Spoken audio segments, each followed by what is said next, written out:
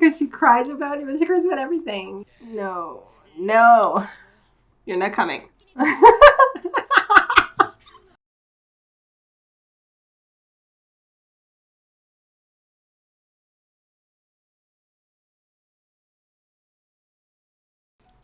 Show and tell. Hi guys, I'm Judy and today I'm going to be watching Fruits Basket Reboot Season 1 episode 16. In the last episode we had another vacation, this time with the adult sohmas, the trio that we know. Anyway, it was also like happening at the same time that Kana's wedding was happening, so it was pretty much a distraction for Hatori, you know, and to make sure that he was feeling okay. And also a time for Tooru, Kyou, and Yuki to just kind of iron out their feelings, I guess, and establish just how much they hate each other. I mean, Kyou and Yuki. So we would like not be fooled for a second. Okay, let's get into this episode. Just slow down and relax and check out my Patreon to get ahead on Fruits Basket reactions. I'm up to episode 24 at the moment. But most importantly, I hope you enjoy this reaction. It really helps my channel grow if you leave a like, comment, and subscribe. Please make sure to support the original content, and let's get into the video. Oh, is this the past episode for Uo? I think there are 2 Uo episodes when we see like the past. You know, kind of the things we alluded to in previous episodes. King Kong Kong Kong. Outdated delinquent.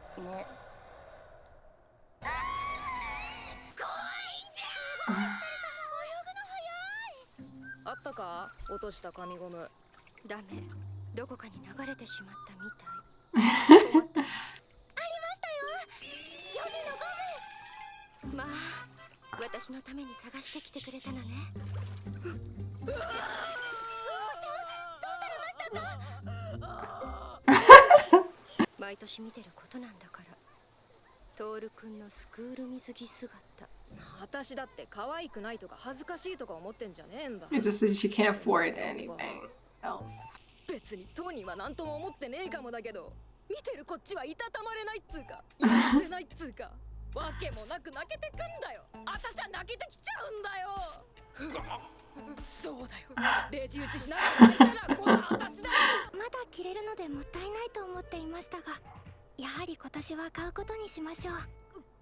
Because she cries about it, but she cries about everything.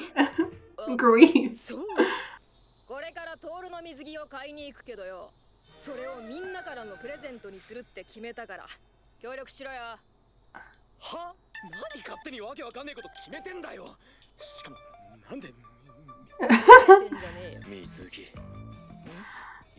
No, no, you're not coming.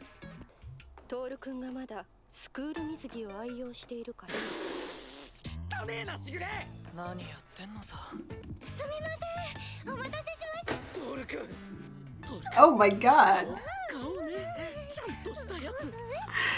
Oh my god! Leave her alone. Not in that way. I don't know. It's no, no.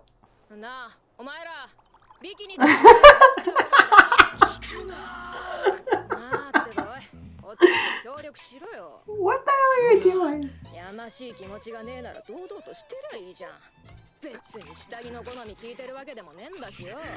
Oh my god. Oh, orange.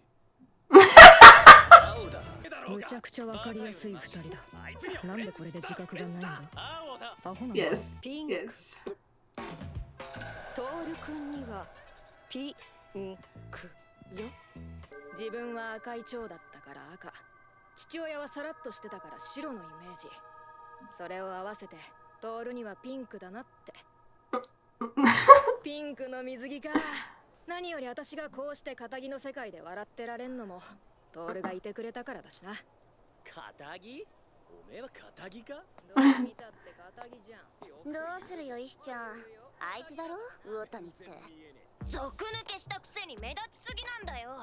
閉めるか。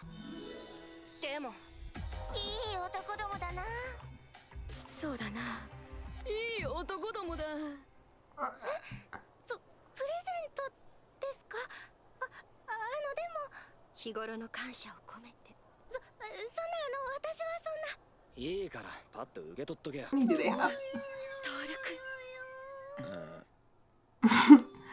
花島は中二時に転校してきたんだよな。ええ、前の中学でちょっとした問題を起こしてしまって。父ちゃんもその頃はまだ現役でしたね。眉も薄くてスカートも長くてな。あら嫌だ。それは今もよ、アリサ。なぜそう明るい。 It just shows how much he's put it behind her. 悪くなるってのはなんであんな簡単なのかね。気づいたらレディースに入ってて、こわもての連中に囲まれて悪いことばっかしてた。でもさ、バカだったけどさ、すごく憧れてる人がいたんだ。男を差し置き、女だてらに特攻隊長。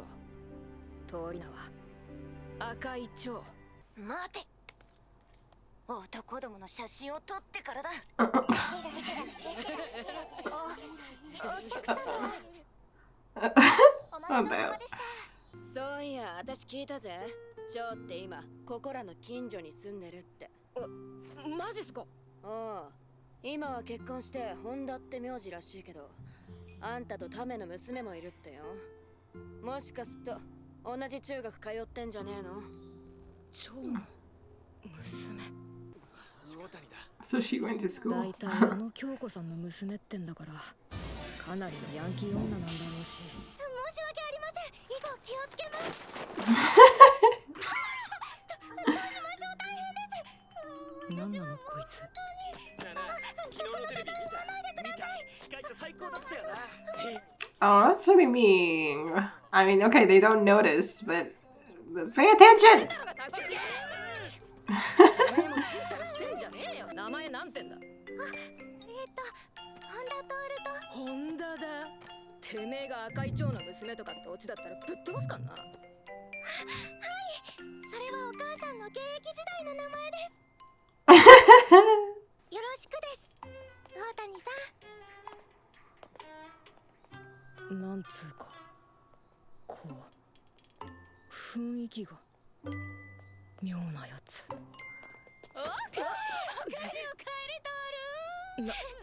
なんだ In the middle of the street, you get run over. あら、やだよ。この人誰さ。大谷さんです。憧れの京子さんは Became a mother. バカになった。なんかその時、京子さんへの憧れは見事に崩れ去った。自分でヒーロー像を作り上げといて、本人に会ったらこんなやつと思わなかったとか思うなんて。A lot of people have that nerve. I mean, it's kind of natural. 当時の私のそういう身勝手さを笑って許してくれたけど。いやー、悪いね。ところでウオちゃん、ついでに夕飯食ってけば。ウオちゃん大谷でしょ。だからウオちゃん。はぜひ食べていってください、ウオちゃん。もう定着してやがる。私はただがっかりしてるだけだ。She actually told him that. 初対臭くて慣れ慣れしくて、しかも親バカかよ。そんな Do you leave anything for the imagination? Sunk this low. What a way to look at things. 肩の力を抜いただけだよ。ウオちゃん、忘れ物です。気安く私の名前を呼ぶな。もうてめえなんかに用はねえよ。さっさと落ち帰ってママに甘えてろよ。ばっかじゃねえの。気色悪いんだよ、てめんちは。置いてかれてるような漠然とした苛立ち。Because she doesn't understand why this is. Yeah, why this is better, and she feels like she can never get that. 私に合ってるのは。何様ぶっこいてんのクソお前。死にてえのか。消えねえ傷残してろか。こっちの空気だ。うちの親父帰ってくんなってさ。そんなんいつもだろ。お前んとこ親父だけだっけ。寝こけてたら口塞いだれ。金ちょっぱってこいや。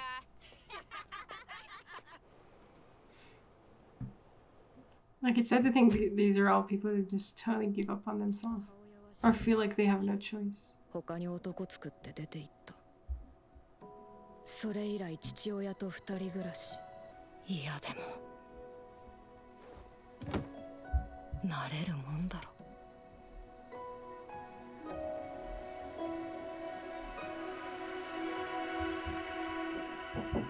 She's jealous. 抜いただけだよ。 Well, she tells herself, like, you know, I could never have this because look at my life right now, you know? Like, I don't deserve that kind of life. But knowing Kyoko, like, that she used to be like this. あ、それで終わり？あたいやってみるわ。 What are you doing? てめえ何見てんだこら。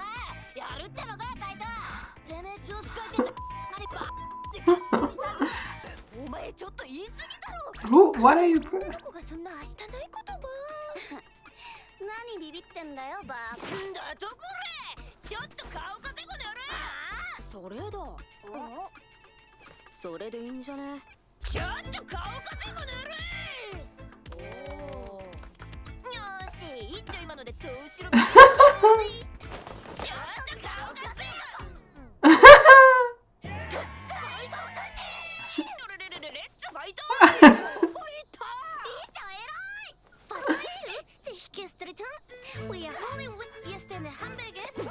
Hamburgers? What?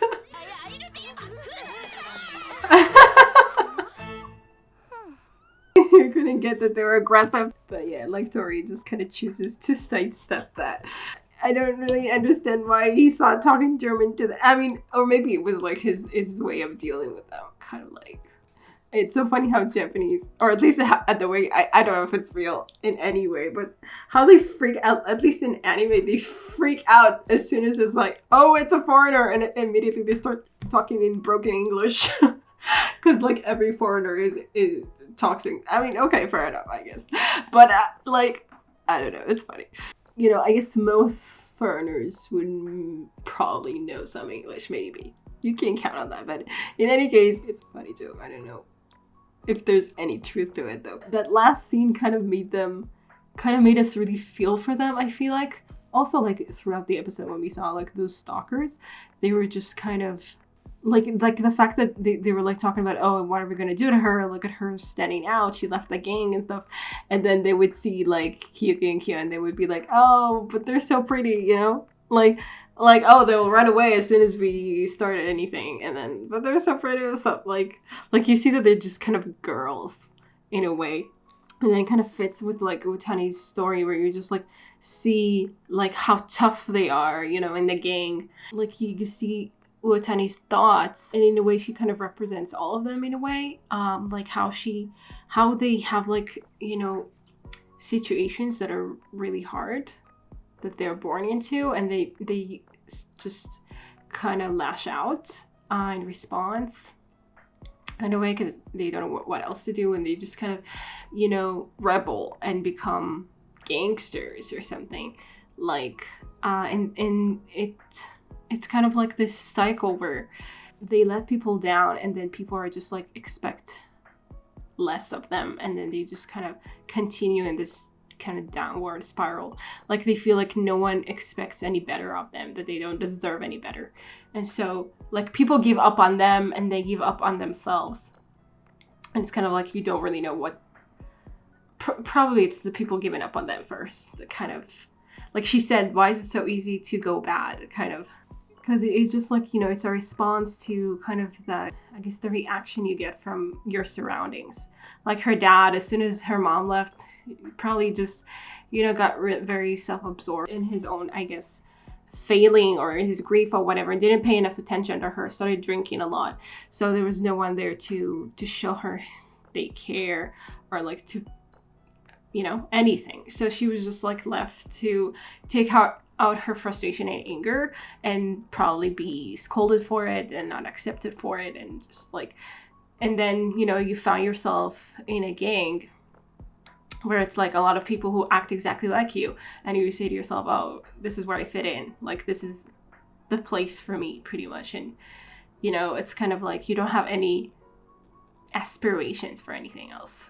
And you're full, like you're a child, you're full of frustration and anger, and you just like need to let it out somehow. So like this is the most immediate way that you can do it, alongside other people who just kind of fuel that feeling because they feel the same way. And you just kind of get this sense of at least belonging, or somewhere where you can be good enough. If you just like, you know, you can just be vicious and strong and whatever, you can, you know, prove yourself, like not in the way that other people like prove themselves in school and stuff, you know. You can't do that, so you just give up on that. Like, it's not that you can't do that, you think you can't, or you're made to believe you can, and then you kind of go along with that.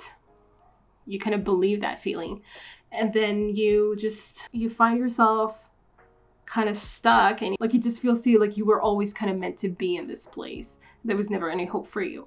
And the you know, seeing Tooru, seeing Kyoko, just like what they made of themselves, was like in such sharp contrast to what she's used to. And the idea that, you know, she was looking up to someone who was like her, and then seeing her so different and happier, just kind of, you know, makes it like kind of, I guess when you're stuck in there, you kind of think, you don't want to think about what could have been, or what, if you had a chance, what you would do with yourself. You're just kind of like, okay, like you just kind of do your best, and you think, oh, this is, you know, where I do my best. So seeing that, such a different thing to what she expected. And then of course her first reaction would be to lash out and be like, I'm so disappointed, like look at you sunk down so low, you know. But really I think it's just like the surprise of you know, the unexpectedness of it, and then realizing like how happy they were, how normal they were, but like happy, and you know, they had a good life, and it's like you say you're disappointed, but mostly you're just jealous. You're just like, and also like the idea that, oh wow, she was just like me. How did she manage to get out of there? You know, how did she manage to like to say to herself, this is not what I want something else, and actually go and get it for herself? Because the main belief that you follow when you're in a gang like this is basically, I don't deserve any better than this. Like, you know, like you just kind of lock yourself into this place and you don't know how to get out. And even thinking that you want to get out is kind of a way, like it's painful because it seems impossible, and you're just like, so, you know, instead of feeling that pain of like regretting what I can't have, I'm just gonna like not think about that. I just like do my best here and act tough and be like, yeah, and pretend that I'm fine. But then seeing Kyoko just brought it up to the surface in a way that you can't just like ignore that.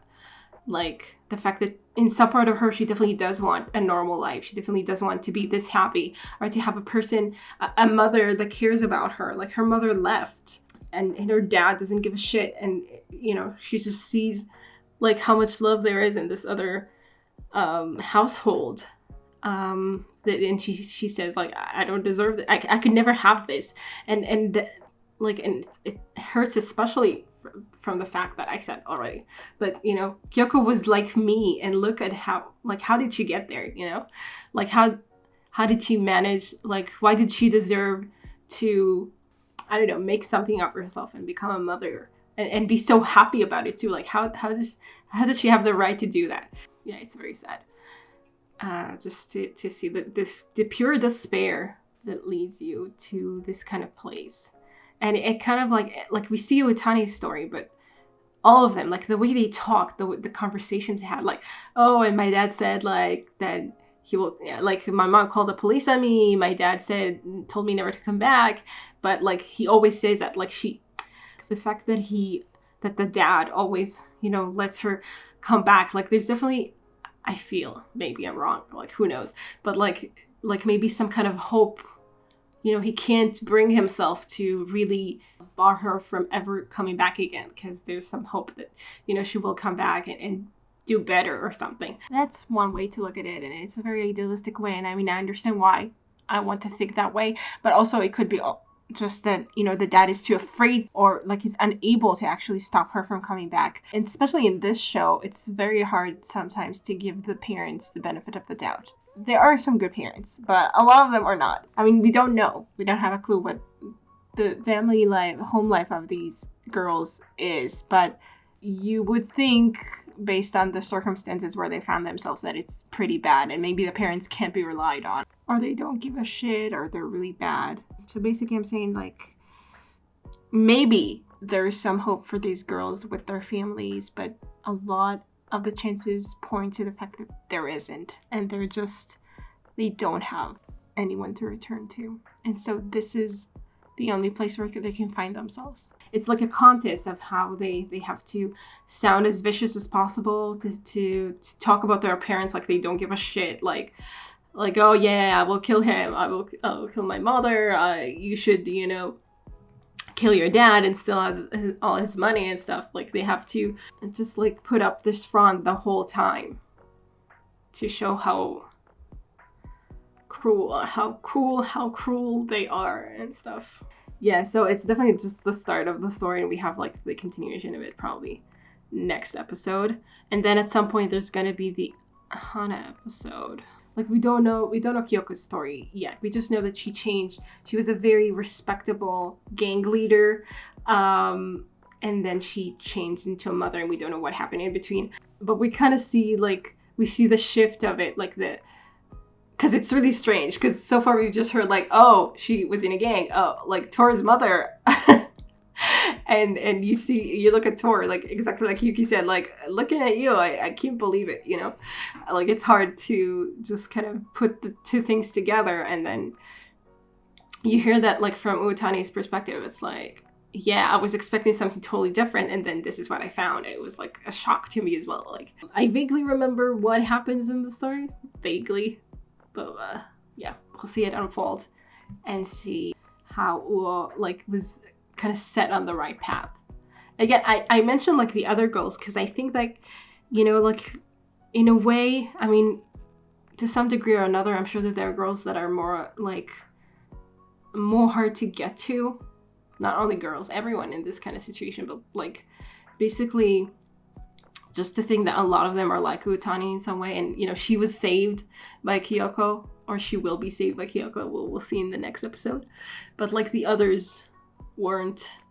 I mean, you can save everyone, and there are so many of them, but it's just sad, and, like, it's not that easy. You have to want to change, and a lot of times it's not a thing that you allow yourself to feel at all. Like, when someone reaches out a hand to you, you have to kind of reach back at some point. And I guess in a way, reaching out was Uotani kind of going to meet the daughter, going to meet them. And then we'll see, in the next episode, we'll see her reaching out more, I guess, or something. Admitting to herself that she actually wants this and she wants to give it a chance, I guess. An interesting kind of backstory, and it definitely, like, builds up. Like, already they're full-fleshed characters, Hana and Uo, but, like, seeing their backstory definitely, like, just kind of connects all the dots that we kind of knew, but, like, connects them and fleshes them out even more. It just at least, like, shows it to us how it played out, and why, and, like, their bond with Toru means so much to both of them. So I hope you guys enjoy this reaction, and I will see you in the next one. Bye. Special thanks to my top patrons, Redding Tier, Andy Plays All Night, Stone Tree, Tyranor, and Michael Gabriel. And to the rest of my amazing patrons, without your support, I would never be able to do any of this. Thank you so much.